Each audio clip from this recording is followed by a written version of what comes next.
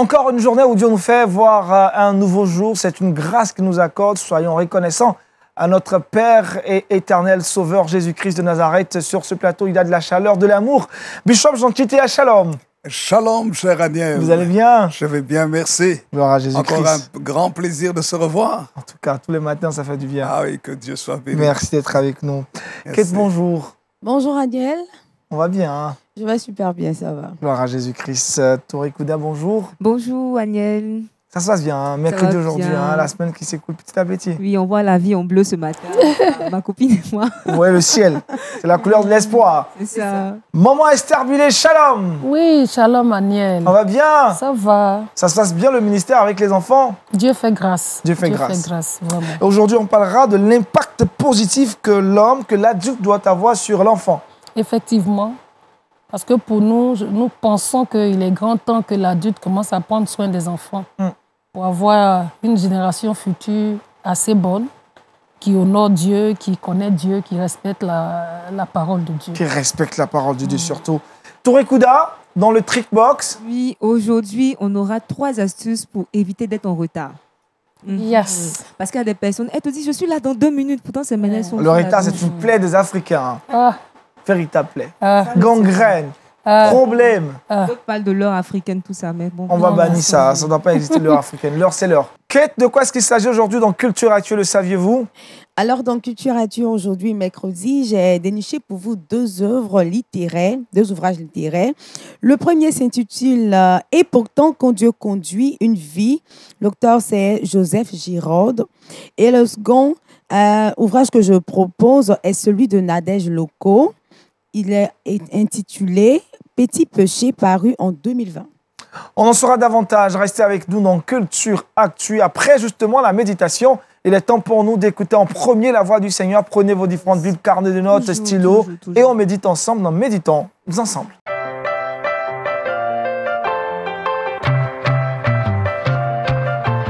Le bishop Jean Titea aborde donc la série Vivre la puissance du Saint-Esprit aujourd'hui. Le sous-thème, le Saint-Esprit est immatériel. Amen. Merci, cher Aniel et chers téléspectateurs, que le Seigneur notre Dieu vous salue, vous bénisse et shalom. Amen. Dans la grâce et la paix du Seigneur. Et bien sûr, à nos bien-aimés ici. Shalom. Amen, amen, amen. Shalom, shalom, shalom. La paix, la paix, la paix, la paix de Dieu. Amen. Vous savez ce qui était formidable avec la paix? C'est que la paix prolonge la vie. Amen. Oui. C'est vrai. La paix augmente la vie. Et le symbole du Saint-Esprit, c'est la colombe. Symbole de pureté, mais symbole de paix aussi. Alors maintenant, lorsque nous entrons dans la parole de Dieu, ce matin, je voudrais parler justement dans notre 4e point. Nous avons parlé dans cette série ici, nous avons dit d'abord que le Saint-Esprit est l'Esprit créateur. Deuxièmement, nous avons dit que le Saint-Esprit est Dieu. Troisièmement, nous avons parlé de la personnalité du Saint-Esprit et la particularité identitaire du Saint-Esprit. Et je voudrais partager maintenant, aujourd'hui, sur les attributs du Saint-Esprit, mais prendre juste un attribut. Un attribut, en fait, qui est tellement important, parce que en sous-thème ici, je parlerai du Saint-Esprit en disant le Saint-Esprit est immatériel, c'est l'Esprit de Dieu. Le Saint-Esprit est immatériel, c'est l'Esprit de Dieu. Immatériel veut dire par là qu'on ne peut pas le toucher. Oui. On ne peut pas, ce n'est pas de la matière. Il est immatériel. Il n'est pas palpable. Mais pourtant, il est réel. Il existe. Il vit. Il y a quelque chose dans les Saintes Écritures qui m'a personnellement touché. C'est cette place du Saint-Esprit dans la vie de l'homme. Et comment cette dimension immatérielle persiste et reste. En fait, savez-vous que ce qui est immatériel, c'est ce qui reste, qui existe dans la dimension de l'immatérialité, qui subsiste pour toujours. Tout ce qui est matériel que nous avons ici disparaîtra. Pour quelle raison? Parce que ce qui est matériel provient de l'immatériel.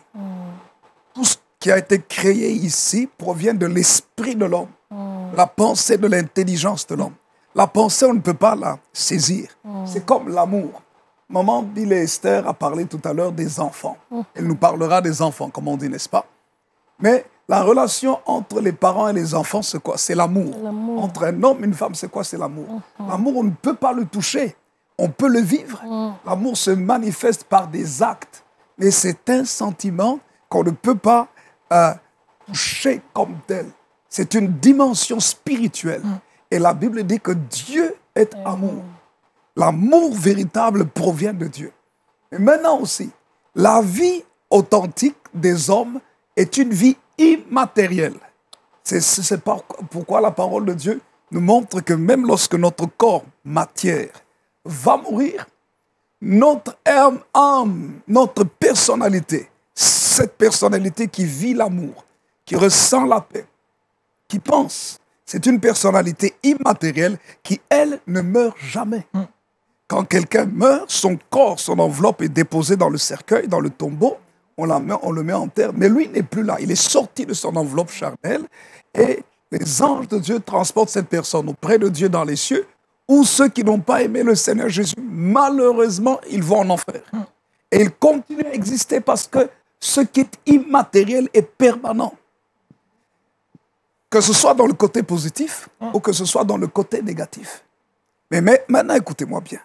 Ce que le Saint-Esprit dans la vie de l'homme vient maintenir la vie, que ce soit la vie matérielle ou immatérielle, la vie spirituelle.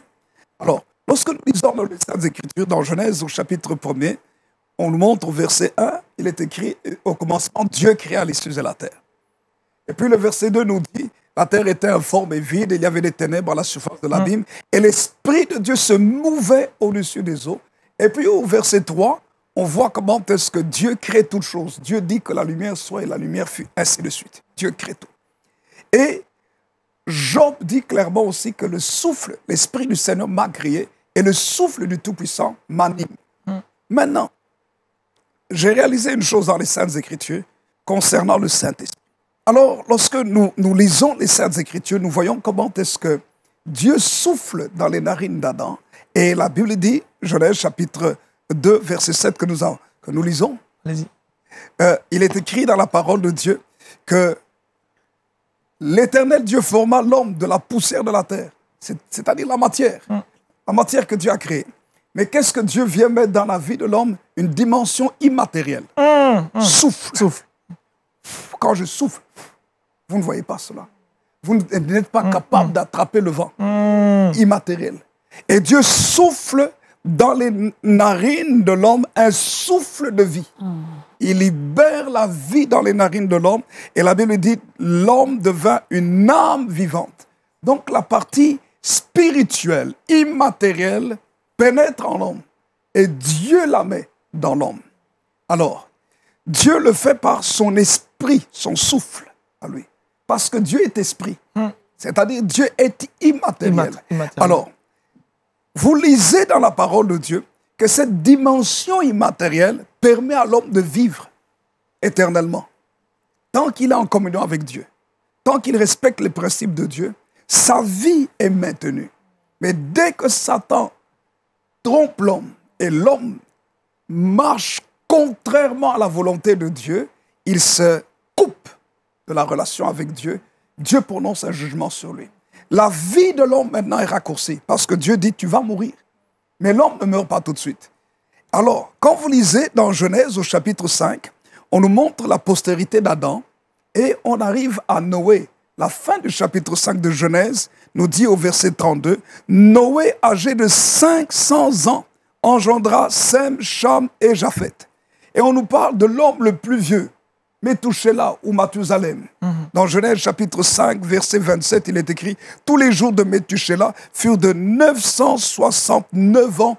969 ans, puis il mourut. » Mais regardez ce qu'il est écrit. Genèse maintenant au chapitre 6. Quand Dieu voit la corruption de l'homme, et c'était lorsque Noé avait 500 ans. Qu'est-ce que Dieu dit? Au verset 3, il est écrit « Alors l'Éternel dit, mon esprit ne restera pas à toujours dans l'homme. » Regardez ce qu'il est écrit. Car l'homme n'est que chair et ses jours seront de 120 ans. De plus de 500 ans, la vie de l'homme est brutalement raccourcie Parce que Dieu dit mon esprit. Et quand vous prenez la version Louis II, nouvelle édition de Genève, 1979, vous voyez que le mot esprit est écrit avec E majuscule et c'est le Ruach de Dieu. Donc le Saint-Esprit de Dieu est celui qui maintient la vie de l'homme dans la dimension de l'éternité. Et lorsque Dieu l'enlève, la vie de l'être humain est drastiquement raccourcie.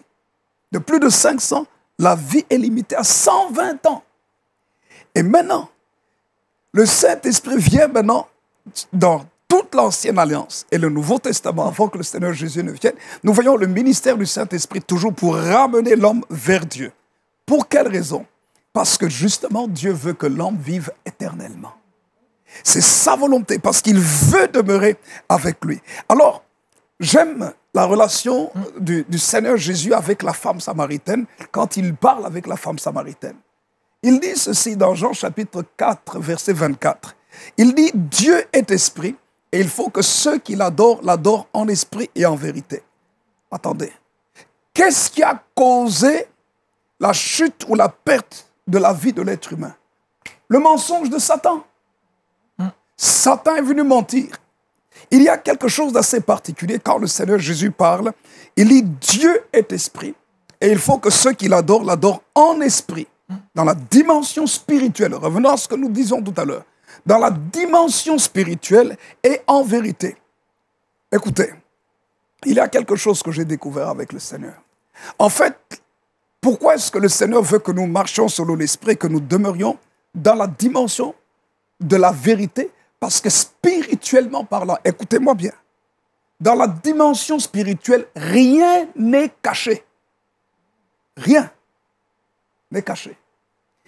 Dans le monde spirituel, rien n'est caché. D'où la vérité est obligatoire dans la vie de chaque personne, chaque enfant de Dieu. Tout mensonge, écoutez-moi bien, tout mensonge disqualifie automatiquement. Satan, le diable, a menti. Il a été disqualifié. Jean chapitre 8, verset 44 nous dit qu'il est le père du mensonge. Tout ce que l'on fait, tout ce que l'on dit, tout ce que l'on pense, dans la dimension spirituelle, rien n'est caché. Tout est visible. Le Seigneur veut que nous marchions dans cette dimension de spiritualité et de vérité. On ne peut pas tromper Dieu. Et on ne peut pas se tromper à soi-même. Et on ne peut pas tromper le diable et ses démons. Ce sont des esprits. Ils voient tout. Comme les anges, ils voient tout. Parce que la dimension spirituelle, tout est ouvert. La dimension physique, entre nous, je peux avoir des sentiments dans mon cœur, mais Aniel, tu ne vas pas les voir. Je peux penser quelque chose, quelqu'un peut penser quelque chose de mal de Kate, et la personne peut sourire en disant « Kate, tu es formidable », mais spirituellement parlant, elle dit « Mais c'est là, avec son chemisier rouge et ses beaux vêtements, qu'est-ce qu'elle croit elle aussi, depuis qu'elle s'est mariée elle aussi ?» Et il dit ça. Mais spirituellement, tout est visible et tout est entendu. Le Seigneur Jésus, quand il est venu sur la terre, au milieu de ses disciples, la Bible dit « Jésus connaissant leurs pensées ». Comment est-ce qu'il pouvait connaître les pensées? Mais c'est spirituellement. Comment est-ce que maintenant, les prophètes de Dieu, tels que les Élie et autres, on rapporte à Élie, quand les Syriens doivent attaquer Israël, et le roi de Syrie ne comprend pas pourquoi chaque fois qu'il crée un programme pour aller faire du mal aux Israélites, mais leurs plans sont dévoilés. Et l'un des Syriens dit, mais il y a là-bas un homme qui, lorsque tu prononces une parole dans ta chambre, lui, il entend. Vous voyez? C'est la dimension spirituelle. Élie était tellement rempli de la présence du Saint-Esprit que le roi de Syrie faisait des plans, il parlait de ces plans-là. Élie captait ça dans l'esprit et disait au roi d'Israël, faites attention, les Syriens vont venir à tel endroit. Vous voyez pourquoi, quand nous lisons la parole de Dieu, Dieu insiste que nous acceptions Jésus-Christ comme Seigneur et Sauveur dans notre vie. Pourquoi? Parce que le Seigneur Jésus est le Seigneur de la vérité. Et quand Jésus parle, il disait souvent, en vérité, je vous le dis. Il marchait dans une telle vérité que personne ne peut condamner Jésus, tant physiquement que spirituellement. C'est pour ça que le Seigneur Jésus pouvait dire, le Dieu de ce siècle vient vers moi, mais il n'a rien à moi. Il n'y a rien de commun, il n'y a aucun accord entre Christ et Bélial. Il n'y a pas de rapport entre l'esprit de mensonge et l'esprit de vérité. Lorsque nous marchons dans la vérité, nous sommes dans une puissance extraordinaire. Suivez-moi très bien avant que je termine. Et bien aimé, maintenant, qu'est-ce que le Seigneur veut dans notre vie? Que nous marchions dans cette dimension de vérité. C'est pourquoi il veut que le Saint-Esprit vienne dans notre vie pour nous conduire dans toute la vérité. C'est là où la Bible nous montre dans l'évangile de Jean, quand le Saint-Esprit viendra, il vous conduira dans toute la vérité. Il prendra de ce qui est à Dieu, il vous l'annoncera. Mais il fait quoi? Il nous maintient aussi dans une vie de vérité. Écoutez, quand Jésus maintenant, avant de partir, après sa résurrection, avant de monter au ciel, dans Jean chapitre 20, verset 22, il est écrit, il rassemble ses disciples pour les envoyer. Il est écrit, Jean chapitre 20, verset 22, après ces paroles, il souffla sur eux et leur dit, recevez le Saint-Esprit. Pourquoi leur dit-il cela? Il leur donne une nouvelle capacité d'agir sur la terre et de pouvoir amener la manifestation du royaume de Dieu. Il donne la puissance. Il n'y a pas de force contre la vérité. C'est clair. La vérité triomphe toujours. Le Saint-Esprit donc donne la capacité maintenant de marcher dans la vérité. En d'autres termes, le Saint-Esprit donne la capacité aussi de percevoir ce qui est immatériel. Pourquoi je dis ça? La vérité, c'est quoi? C'est le monde qui existe, mais la vérité, c'est tout ce que nous ne voyons pas de nos yeux, mais qui est réel. Et le Saint-Esprit va nous donner donc d'appréhender, de comprendre, de concevoir les réalités matérielles, mais aussi les réalités immatérielles, tout ce qui n'est pas palpable. Et c'est pourquoi le développement spirituel est très, très important.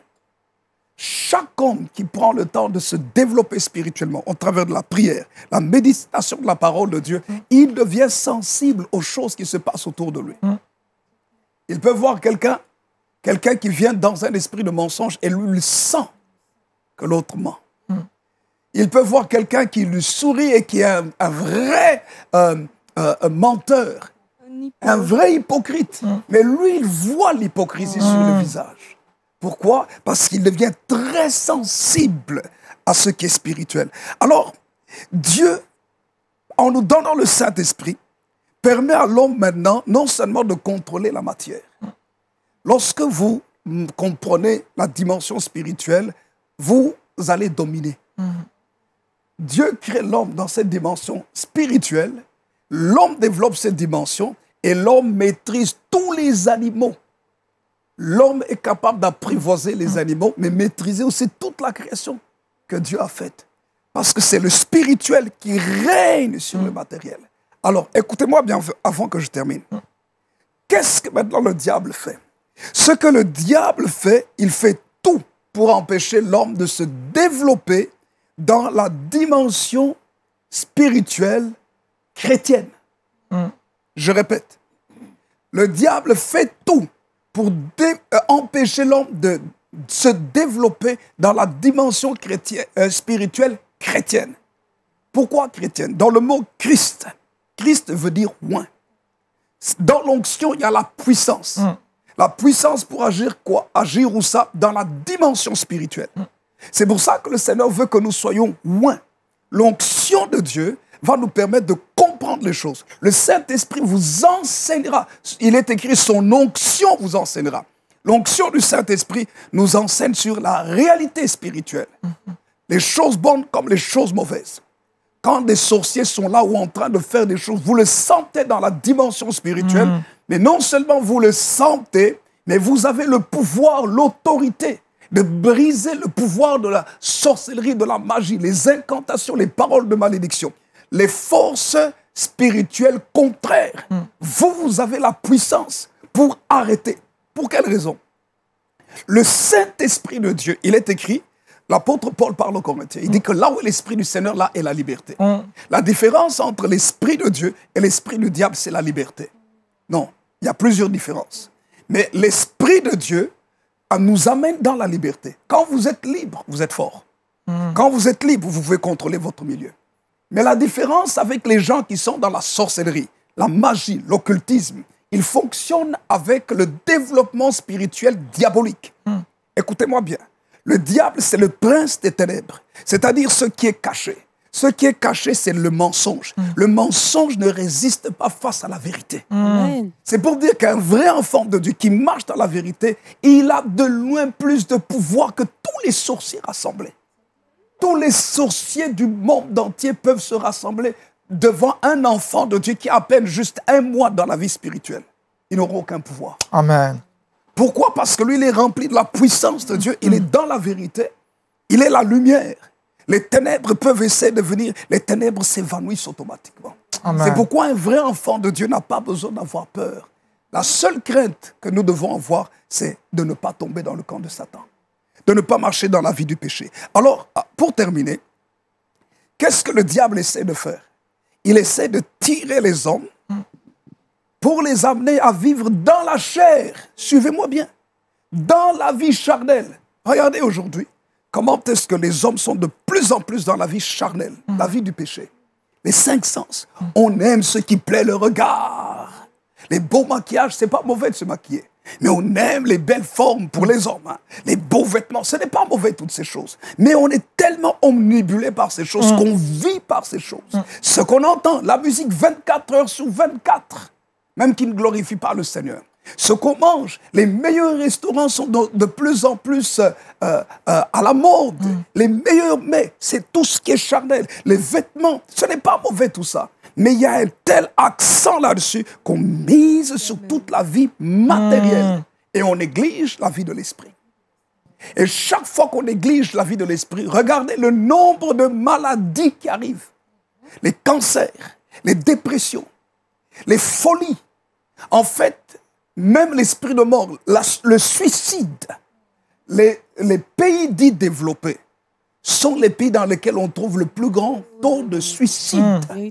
Parce qu'on ne cherche pas à s'attacher au Seigneur. Mais on va faire quoi? Certains vont aller dans les sciences mystiques, dans l'occultisme, dans la magie, sorcellerie, le vaudou et toutes sortes de sciences mystiques. Et dans les sciences mystiques, qu'est-ce qu'il y a? C'est le diable. Et là où se trouve le diable, il y a l'oppression. Il n'y a pas de liberté. Il n'y a pas de liberté. Et là où il n'y a pas de liberté, tout ce que vous gagnez, ça appartient à celui qui vous domine. Il n'y a pas de vie. C'est pour ça que ceux qui servent le diable dans la sorcellerie, la magie, les fétiches sont des grands perdants. Et il ne faut pas que les chrétiens qui veulent avoir du succès aillent chercher les féticheurs. Mais non, nous avons beaucoup plus que les fétiches. Si quelqu'un veut recevoir la révélation, mais le Saint-Esprit vient nous révéler les choses cachées. C'est cadeau. Oui, gratuitement. Vraiment. Les autres donnent leur sang pour cela. Mais Jésus, lui, a déjà donné son sang. Amen. Amen. Amen. Alors, mes bien-aimés, la puissance du Saint-Esprit se trouve dans cette dimension. Merci, Bishop. Nous vivons maintenant cette dimension spirituelle. En fait, écoutez-moi bien, vous ne pouvez que réussir. C'est clair.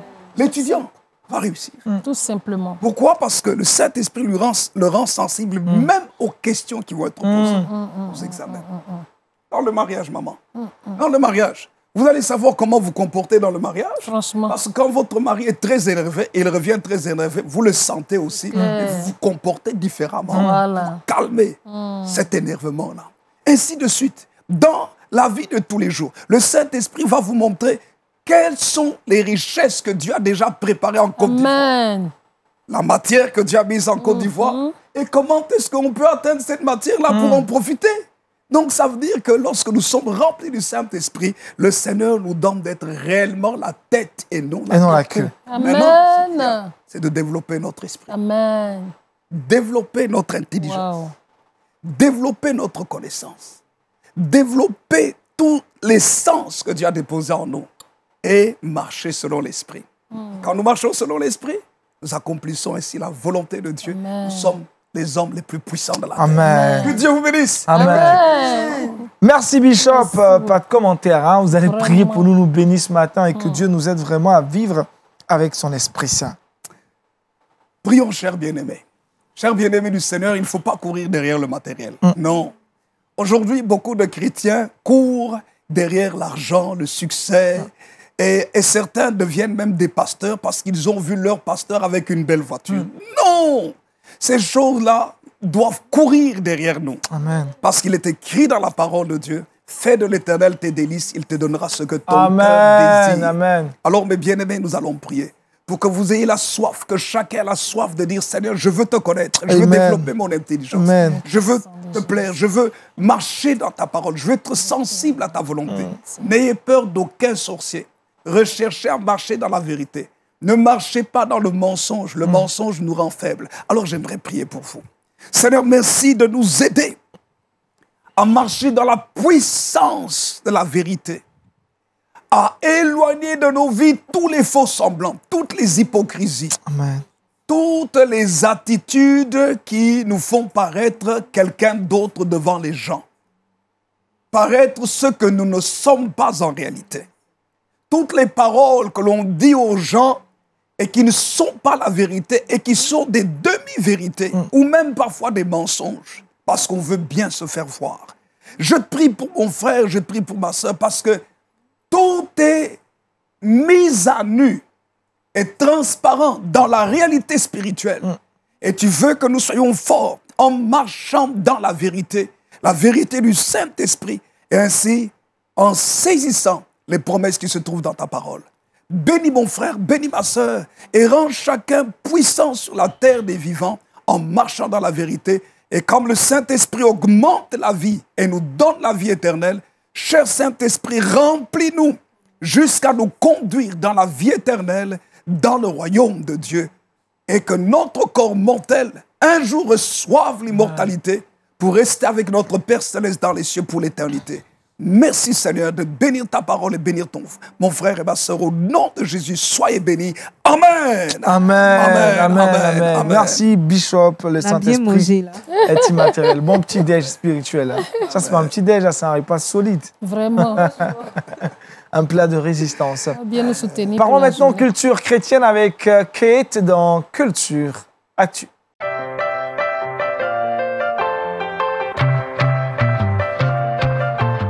Kate, ce matin, nous parlons littérature. Littérature, mais bien avant de commencer, j'aimerais saluer Josué, voilà, qui ne se porte pas bien, et que le Seigneur te rétablisse rapidement, que tu viennes. Tu veux quitter la place de Josué? J'ai une pensée pour lui. On a une pensée pour Josué Dioba, hein, qui est souffrance et qui va nous retrouver très prochainement. Bientôt. Alors, aujourd'hui, comme j'ai dit à l'entame, on parlera de 2 ouvrages. Alors, pour tous ceux qui désirent servir Dieu pour gagner des âmes, cet ouvrage-là est le vôtre. Il s'intitule « Et pourtant, quand Dieu conduit une vie » de Joseph Giraud, paru en 2021, avec 127 pages, dans lequel l'auteur relate sa vie de missionnaire durant 20 ans au Tchad. Alors, il sera très utile pour vous. Ici, l'auteur propose des outils indispensables, dont le principal est la foi et l'abandon total en Dieu, qui prépare toutes choses en son temps. Cet auteur a vécu des expériences fortes qui incitent le lecteur à découvrir la situation délicate de nombreux pays et de comprendre comment chaque enfant de Dieu peut y être utile. Donc, si vous avez le désir ardent de vraiment faire l'œuvre de Dieu, de gagner des âmes, cet ouvrage est le vôtre. Le second ouvrage que je vous propose est celui de Nadège Loko, intitulé « Petit péché », paru en 2020. Il est composé de 84 pages, ce n'est pas très long. Ici, l'auteur lance un défi aux ados et aux jeunes de devenir une personne transformée qui va entrer pleinement dans sa destinée parce que pour elle, il n'y a pas de petit péché. Voilà. Alors, ainsi, petit péché parle de ce qui semble insignifiant, mais qui pourtant empêche l'homme de devenir la personne qu'il doit être. Donc, plusieurs chrétiens font l'erreur de croire que certains péchés sont supérieurs à d'autres. C'est donc un ouvrage adressé aux jeunes qui emmène à vivre dans la sanctification. Et voici ces ouvrages que je vous propose de lire cette semaine. Et vous pouvez avoir ces ouvrages, vous pouvez les trouver dans les librairies chrétiennes, mais aussi en ligne. Voilà. Merci Kate. Maman Esther Billet a un mot sur ces ouvrages proposés ce matin. Franchement, Kate, elle a de bons ouvrages. Et ça, j'ai envie de dire, ça nous emmène à aimer la lecture parce que c'est de bonnes thématiques et puis, franchement, c'est à conseiller. C'est à conseiller. Hein. Franchement. Très bon thème que Kate nous propose, des thématiques extraordinaires. Pasteur, sur ces ouvrages. Je crois que ce que Kate, effectivement, propose comme ouvrage, c'est tellement important. Et je voudrais rebondir sur ce qu'elle a dit sur un de ses livres, qui est petit, mais qui pourtant est très important. C'est qu'il n'y a pas de petit péché. Un poison, même si c'est une petite quantité, c'est efficace. Donc un petit péché ou une petite tache sur une chemise blanche la disqualifie. Un péché, le monde spirituel le voit. Et c'est pour ça qu'on doit vivre dans la sanctification. Rappelle les titres des ouvrages et des auteurs, où est-ce qu'on trouve ces ouvrages? Alors, le premier titre, le premier ouvrage s'intitule « Et pourtant, quand Dieu conduit une vie ». L'auteur, c'est Joseph Giraud. Alors, il est paru en 2021. Le second ouvrage est celui de Nadège Loco, intitulé « Petit péché », paru en 2020. Merci, Kate. Comment un adulte ou des adultes peuvent impacter positivement la vie des enfants? Quel est le mandat que les adultes ont reçu? On en parle aujourd'hui avec maman Esther Billet dans le Kids Time. C'est maintenant.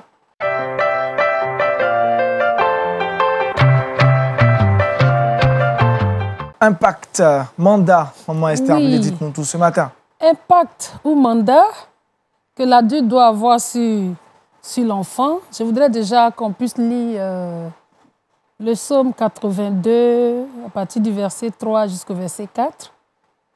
Psaume 82. Oui, le verset 3 jusqu'au verset 4. Je lis. Rendez justice aux faibles et à l'orphelin. Faites droit aux malheureux et aux pauvres. Sauvez le misérable et l'indigent. Délivrez-les de la main des méchants. On peut répéter le verset 3, s'il te plaît? Rendez justice aux faibles et à l'orphelin. Faites droit aux malheureux. Droit aux malheureux et aux pauvres. Donc pour moi, déjà, là, c'est un mandat que Dieu donne aux adultes parce que ce sont les enfants qui sont orphelins.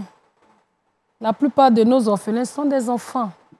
Et puis les plus petits, ce sont eux, justement, aussi les enfants.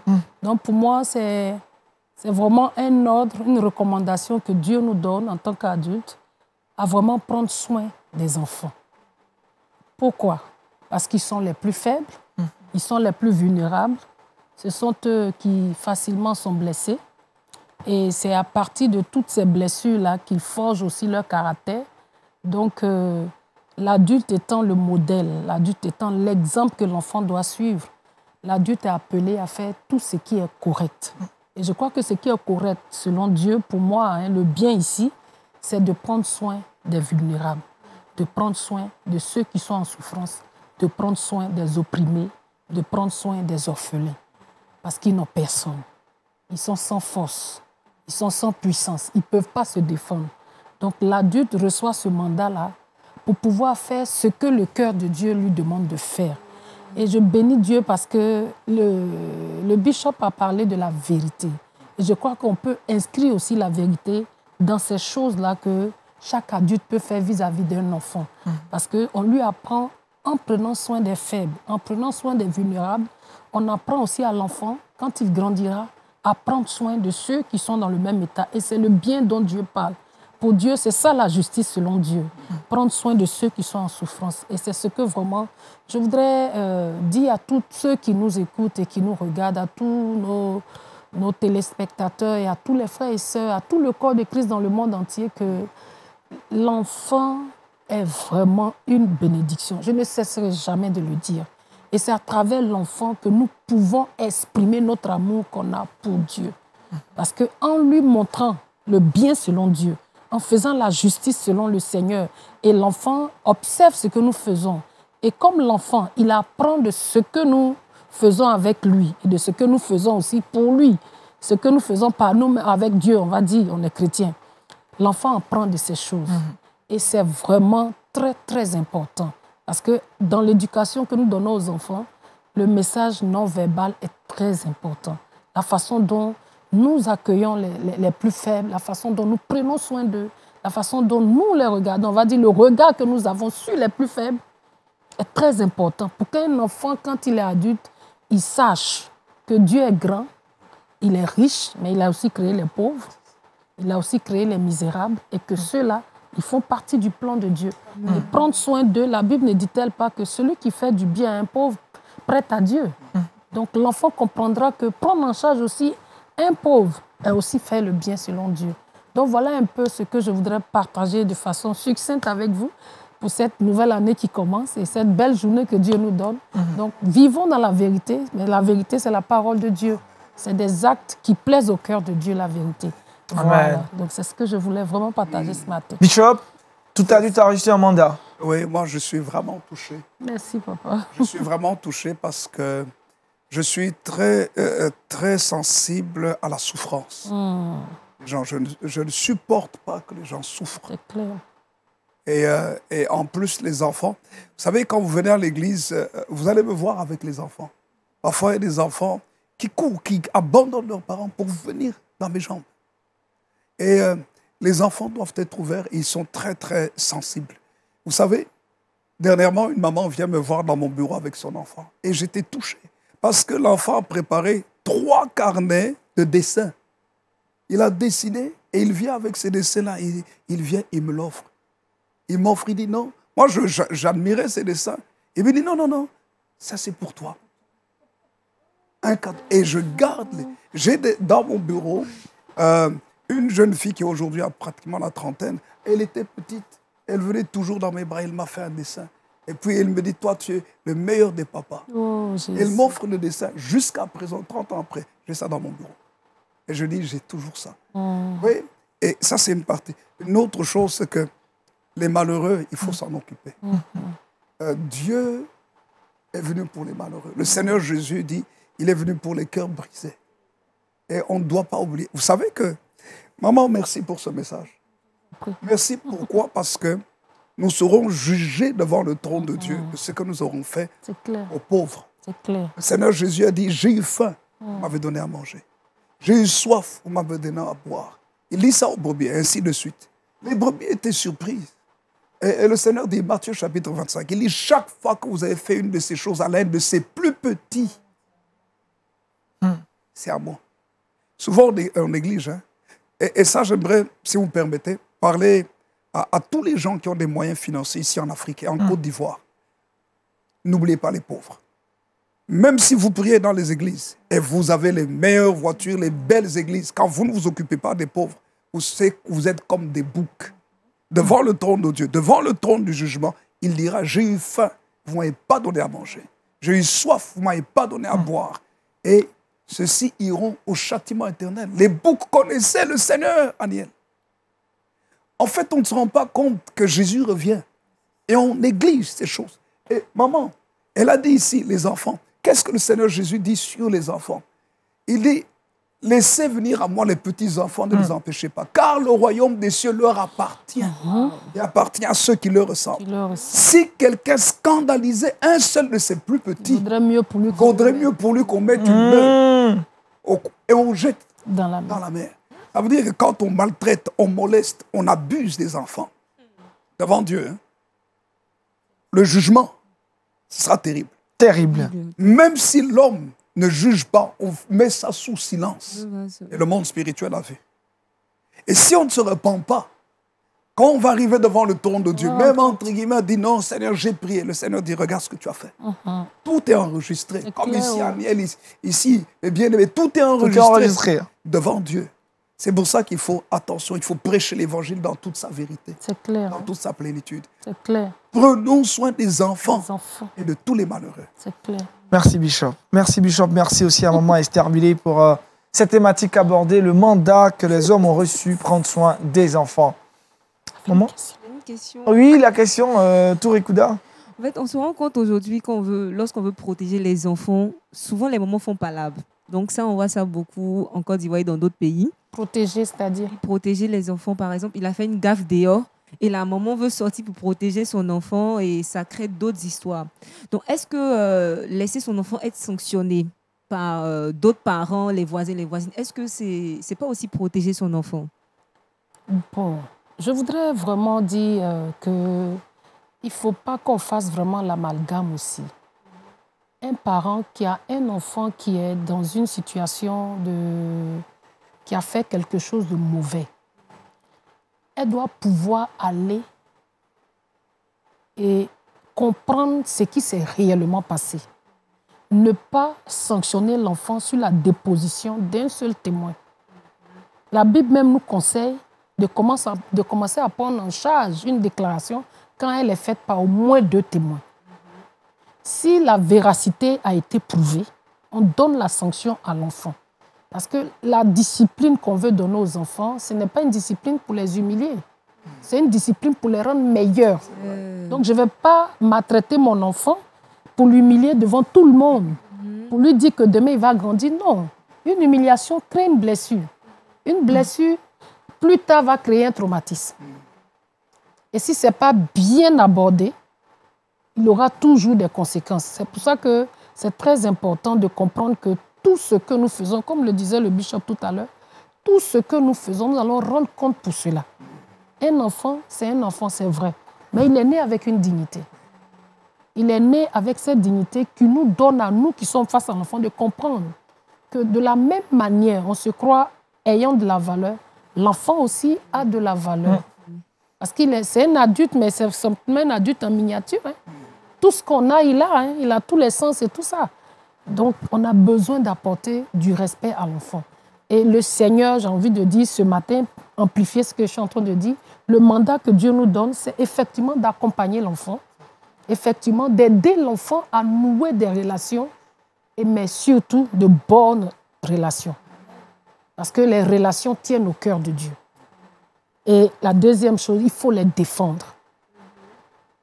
Comme on a dit tout à l'heure, on a donné un exemple, mais je veux aussi donner un autre exemple.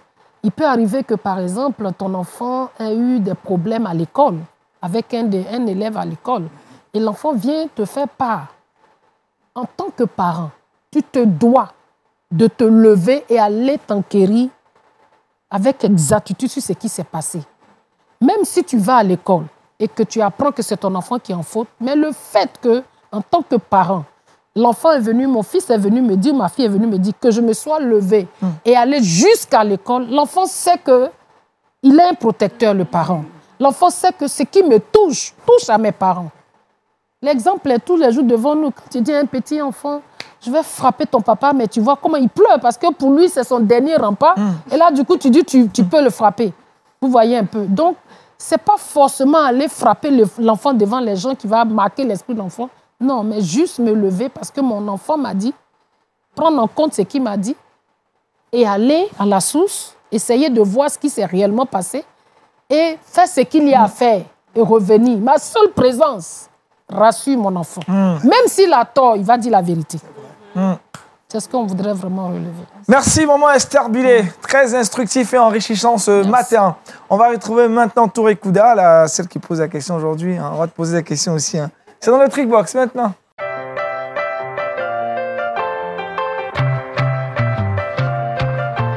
Trois astuces pour ne pas être en retard. Oui, Agnel. Et avant de partager ces astuces, il y a une pensée populaire qui dit que si Jésus-Christ n'a pas choisi une femme parmi les 12 disciples, c'était pour éviter d'être en retard. Faut pas, il m'a dit allons à Galilée. Et puis il m'a dit, je me maquiller d'abord. Non, franchement. Non, c'est des clichés. Je pense que le retard touche les hommes comme les femmes. Donc, la première chose à faire pour ne plus être en retard, il faut avancer l'horloge de quelques minutes. Donc, changer l'heure sur son téléphone, sur sa montre, sur la montre à la maison.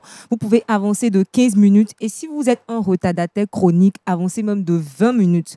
Lorsque vous êtes en avance sur votre montre, ça va donner un petit coup de pression, j'ai envie de dire, à votre cerveau. Lorsqu'il voit l'heure, il va s'activer dans les tâches à faire.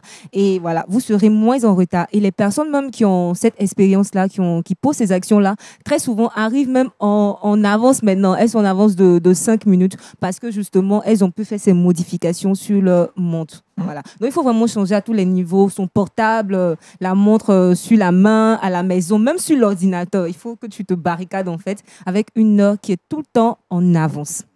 Voilà. La deuxième chose à faire, qui est un peu bizarre, mais qui fonctionne, il faut se punir toutes les fois où on n'est pas à l'heure. Une petite punition.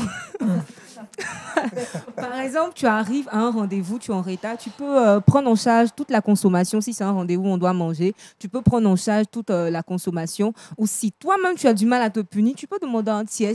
Donc, pour les personnes mariées, par exemple, tu peux demander à ton conjoint ou ta femme, si je suis en retard là-bas, vraiment, trouve quelque chose que... Par exemple, laver les assiettes. Sanction.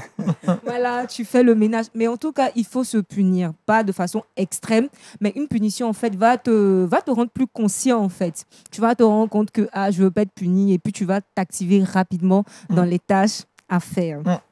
Et la dernière chose à faire pour ne pas être en retard, il faut se préparer la veille. Ouais, il faut se préparer la veille. Surtout pour les personnes qui bougent beaucoup, qui voyagent. Elles vous diront que je dois faire mes affaires naturellement la veille, en fait. Si tu as des appels à passer, tu le fais la veille pour que le matin, tu aies moins de choses à faire. Et j'ai vu dans un magazine américain où ils expliquaient en fait que les plus grands employés, les plus productifs, les personnes qui arrivent à l'heure, sont les personnes qui se préparent la veille. Donc, avant de quitter le boulot, tout ce qu'elles doivent faire le lendemain, elles vont déjà les préparer, les noter, etc. pour être au top le lendemain matin. Donc, ce sont ces 3 astuces pour ne pas être en retard. Voilà. Est-ce que je peux citer rapidement les 3? Rapidement. J'ai dit changer l'heure, être toujours en avance, se donner une petite punition et la dernière astuce, se préparer la veille. Merci Touré Kouda. On intègre ça désormais dans notre façon de fonctionner pour être à l'heure. Bannissons ce thème-là, l'heure africaine. Ça ne doit pas exister. L'heure, c'est l'heure, les amis. L'heure, c'est l'heure. Et puis très rapidement, on retrouve Kate dans la dernière rubrique de cette émission, Le saviez-vous?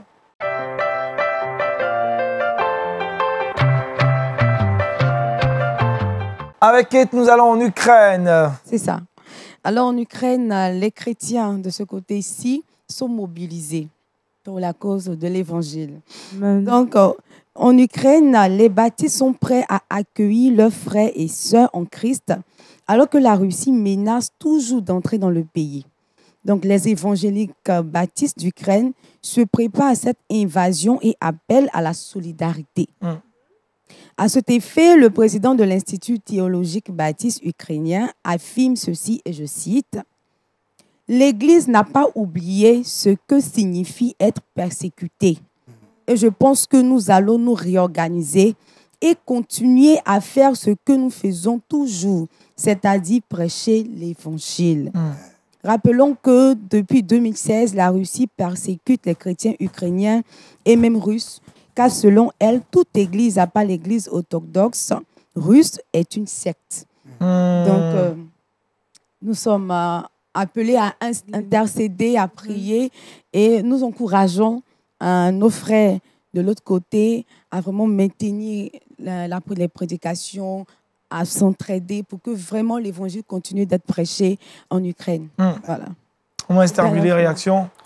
Oui, là, vraiment, je suis touchée, je vais le dire comme ça, par l'affirmation de l'homme de Dieu. Parce qu'en réalité, il faut reconnaître que de nos jours, il y a beaucoup de choses que la Bible nous recommande qui commencent à quitter nos églises. Par exemple, faire du bien aux pauvres, recevoir d'autres chrétiens qui sont en difficulté, penser à ceux qui souffrent, essayer de voir si un frère ou une sœur n'a pas besoin d'aide. Aujourd'hui, c'est difficile d'avoir du bénévolat même dans l'église. Donc ça, vraiment, moi, je suis touchée par ce que Kate vient de dire et par toutes les affirmations de l'homme de Dieu. Je le dis parce que je travaille parmi les enfants et c'est vraiment de façon bénévole, mais c'est dur d'avoir des bénévoles. On sait que le bénévolat, c'est je travaille sans salaire. Bon, c'est vraiment difficile. Aujourd'hui, tout service qu'on rend, on a envie qu'on nous paye, qu'on nous prenne en charge parce que ça nous valorise quand on paye ce qu'on fait. Mais je crois que c'est vraiment ultime de revenir à la Bible. À la Bible. Celle d'être vraiment des porteurs de vie, des porteurs d'amour, de donner gratuitement, de donner sans compter, de libérer les choses que Dieu nous donne en surplus, même pas en surplus, mais qu'on peut partager. Voilà. Donc c'est... Bishop. C'est formidable. Merci, maman Billy. Merci Kate aussi pour ce témoignage. J'étais en Ukraine. J'étais à Kiev en Ukraine pour non seulement le ministère, mais pour être là parce que j'avais été invité par une très grande église, la plus grande église là-bas, et qui fait un travail extraordinaire pour pouvoir aider les nécessiteux, les sans-abri, tout ça, mais qui fait un travail formidable. Et quand maintenant l'église baptiste est là dans cette période de crise, accueillir les autres frères, c'est ça le christianisme authentique. Et c'est ça que nous devons faire, nous ouvrir pour les autres. Et je vais rebondir sur ce que maman Esther Bille vient de dire ici. Concernant le bien, aujourd'hui les gens calculent.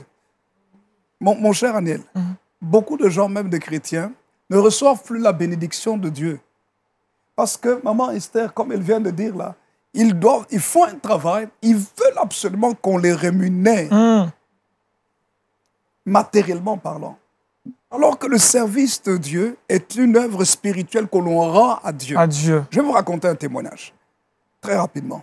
Un frère, il y a plusieurs années, ce frère-là n'avait pas de travail en Belgique. Il n'avait pas de travail, problème administratif et tout cela. Donc, la vie était difficile. Alors, il devait se préparer pour le mariage. Je lui ai dit ceci. Sers le Seigneur et il te payera. Et il a écouté ce que je lui disais. Il a servi le Seigneur d'une façon extraordinaire, sans rien recevoir gratuitement. Écoutez, le jour où il a dû se marier, tout ce qu'il avait, des gens commencent à venir. Non, frère, est-ce qu'on peut t'acheter ton costume? On peut acheter tes chaussures. Les vacances de noces, est-ce qu'on peut t'offrir et tout ça? Oui, et ça, c'est Dieu qui rémunère. Oui, c'est la vie de Dieu. Non pas seulement ça. Mais maintenant, après, quand il s'est marié, Dieu l'a béni. Il est devenu serviteur de Dieu. Mais il faut voir comment Dieu l'a béni. Hein? Économiquement parlant, matériellement parlant, Dieu est le meilleur des payeurs. C'est pour ça que quand je sers le Seigneur, que les gens me regardent ou ne me regardent pas, que les gens me donnent quelque chose ou pas, ce n'est pas mon problème. C'est pour Dieu. Dieu utilise les gens, mais quand Dieu va te payer, il peut utiliser n'importe quel moyen. Serait-ce ton intelligence ou serait-ce tes gens? Mais Dieu est le meilleur des payeurs. Dieu est le meilleur des payeurs. Dieu de tout notre cœur. Yes. Touré-Kouda, le verset boussole. Je suis trop fière d'être chrétienne. Servons Dieu de tout notre cœur. Le verset boussole se trouve dans le livre de Jean 16, le verset 13. Quand le consolateur sera venu, l'Esprit de vérité, il vous conduira dans toute la vérité, car il ne parlera pas de lui-même, mais il dira tout ce qu'il aura entendu, et il vous annoncera les choses à venir. Amen. Nous avons l'Esprit de vérité en nous, le Saint-Esprit vivant dans la vérité. Merci Bishop. C'est toujours un bonheur et surtout un grand privilège de vous écouter, de recevoir de vous ces instructions qui sont divines. Merci à maman Esther Bille. On a été fortement marqués par cette intervention. Amen. Des adultes, il faut prendre donc nos responsabilités, prendre soin des enfants. Merci Touré-Kouda, merci à Kate. Merci à vous tous, grande famille, grande communauté, abonnés à Lumière du Monde Télévision. Que Dieu vous bénisse richement au cours de cette journée. Et puis, excellent suite de programme sur MTV. N'oubliez pas, la vie chez vous. Shalom. Shalom.